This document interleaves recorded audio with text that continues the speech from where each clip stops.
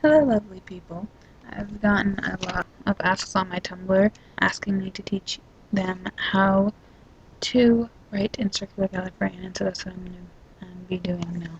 First off, I do just have to say that writing Circular Gallifreyan is one of those things that is kind of confusing, but once it clicks in your brain, it just makes perfect sense. So just stick with me here, and once you get that click, it'll be really easy to get. Before, I need to give credit to those who have this copyrighted.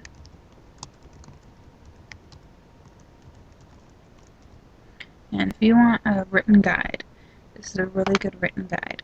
If you're someone who learns better from reading than you do from somebody talking to you, this is a great place to go. I do not own this. Dr. Gallifreyan is BBC, and the person who made this up is Lauren Sherman. Not me. I don't own this, and these images here, and here, which I'll be using, I also did not make. I like to use paint to do my Gallifreyan just because I can't draw perfect circles. Some of you might not care if they're perfect.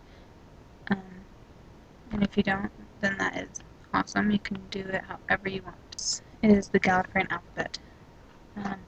These are the consonants, these are the vowels. You'll notice that, like, for example, there is a K, there's not a C in the Gallifreyan alphabet. So whenever you're writing a word that has a C in it, that's not followed by an H, you will replace it with a K. In the Gallifreyan alphabet, if you are writing, for example, Christmas, you can write the word Christmas. And the C and the H, instead of doing a K and an H, you would do a C and an H together, and that would make it one letter. Same with these that have double letters on them. These are letter combinations that you can do. There is a lot of artistic lessons you can take when you're writing Circular Gallifreyan, and one of those is you do not have to follow this rule. You can write C, K, H instead of using this one. Using this when you can, using the letter combinations when you can, does save space and time in writing, but if you'd rather not, that's up to you. And these are the vowels. You'll notice that they look quite a bit different, and no, every time you're writing an A, you do not have to write this whole thing. You'll see that there are basically four different types of words. This one is not an official term, but it's a connected circle. This one is a circle on its own. This one's a half circle. This one's a circle with the outside of the word circle running through it. In Circular Gallifreyan, if you were going to write cat, okay? What you would do is, because it's Circular Gallifreyan, absolutely everything except for these lines that are coming off the circles is a circle. And so this is going to be our word circle.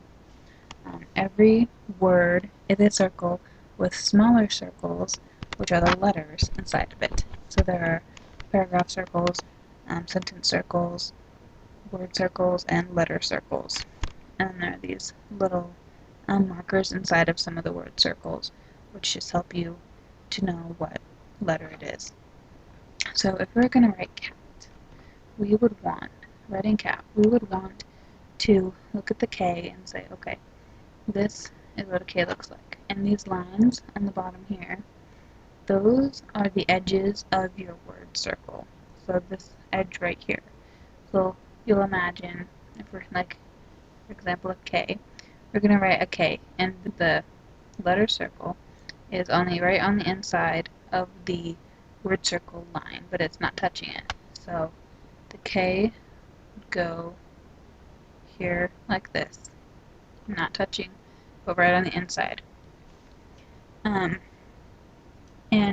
in Circular Gallifreyan, you always read things and write things from the bottom of the circle up around to the side. And this is about where the last word would end if I was writing a long word. I'm writing pretty short one, so it won't take up the whole space. But you always write like this. So this is a word, this is a letter. If I were going to write a sentence, and I would put, here's my second word, my third word, and I would put them kind of in a circle. Fourth word, fifth word.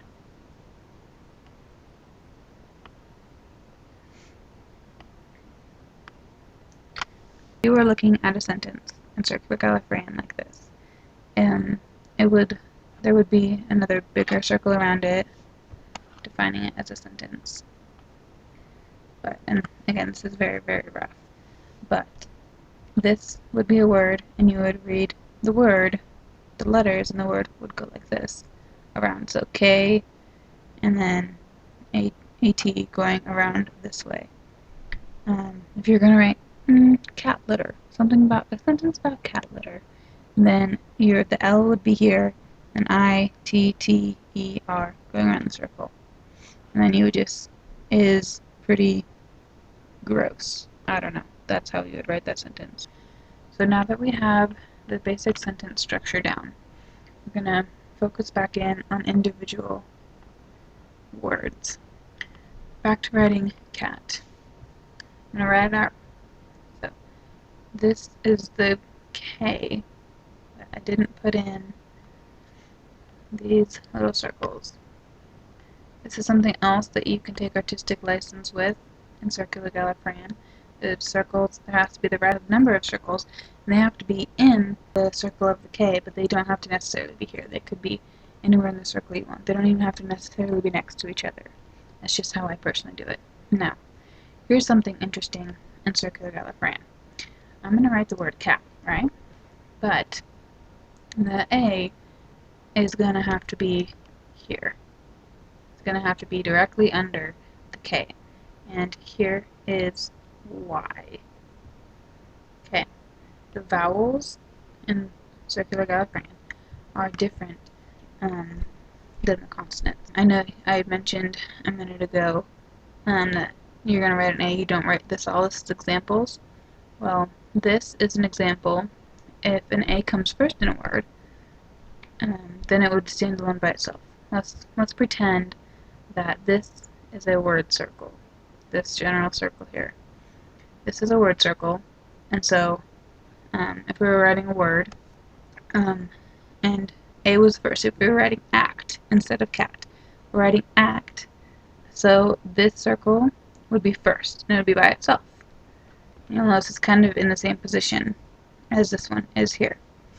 But because we're writing cat, and as I told you, there are 4 different basic types of words: the connected circle, by itself circle, half circle, and I don't know if to call that circle with line through it, but those are the basic ones. And you'll see each of these is demonstrated here, in addition to the vowel being by itself, which will only happen if the vowel comes first in the word.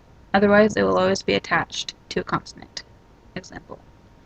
Here we see the example of if the A comes after a consonant of this shape. The A will be on the outside, directly in front of it. And basically that's the shape, that's where the A is going to be always. If we were writing a word that was BA, if we were writing bad, you see the shape of the B is this, and here's the example of that. So this would be the B, and this would be the A.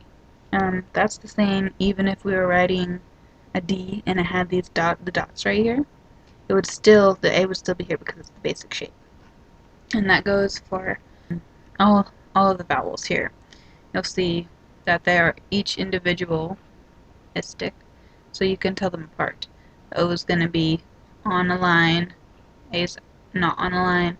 The E, interestingly, is only sometimes on a line, only if it's by itself or in the middle of the circle with a line through it type of letter.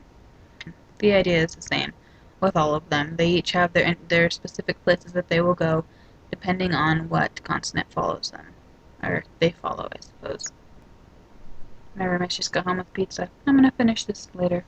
Hasta la vista.